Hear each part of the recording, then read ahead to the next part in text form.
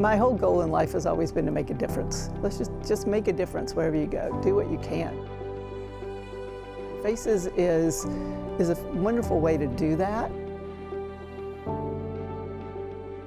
I first learned about Faces through the United Methodist Church in town where I joined, and our church had a weekend that they helped each month, and so I went and started helping with them somewhere back in the mid-90s, early 90s, and all the years I've lived in Farmville, we've been engaged with Faces in one way or another.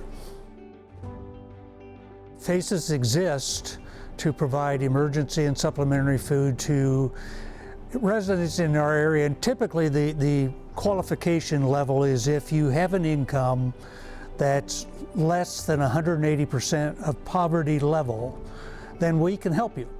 And unfortunately, we live in an area where about 1 of every 5 individuals lives below the poverty level. So there are a lot of people, around 4,000 people in the Farmville area, who ultimately could qualify for services from Faces. And for those individuals, and we serve about 2,000 of those each year, we help them get through each week so that they don't go hungry. Faces itself is a community. The people we serve and the people who volunteer, we get to know each other. There's so much more going on here than people realize. It's not just handing out food to people. You know, there's a give and take process that everybody sort of buys into. There's a lot of support among our clients for each other, and the way we do things here. They support Faces even as we're supporting them. So it's just it's a really good community to be a part of.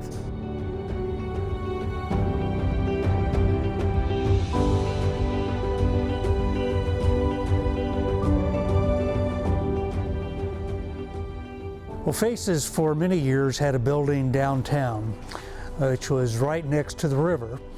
And anytime there was a heavy rain and a flood in town, it flooded our warehouse. And so at those times, of course, we couldn't serve our clients. We sometimes had food that was ruined.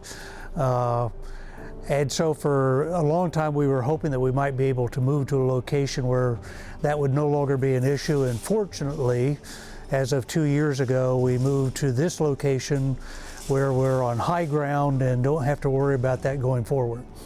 We were greatly affected during the pandemic. The numbers of clients grew exponentially. You know, we were serving over 2,000 people a week at some points. There were a lot of people who were out of work or, you know, just for whatever reason, basically people who were out of work. The whole face of our clientele shifted from the people we normally see. We were seeing a lot more families with young children coming together, getting food, larger amounts of food needed because we were serving bigger families, family groups, long lines waiting to pick up food. We had to shift to, instead of having our clients come inside to get their food, to the drive-through process that we use now. On the other hand, we were very fortunate that, you know, our government stepped up and provided a lot of food. You know, and they certainly recognized the need and were able to provide a lot of food to us that we don't typically get. A lot of produce, milk, you know, the basics that families need. So that was a real blessing for us. There are many, many, many ways that people can support Faces and do. One, a lot of people, most of our financial support comes from individual donations, and so we have a fund drive every year, and people are generous with giving of their money. People and organizations often do food drives, and they can bring food to us.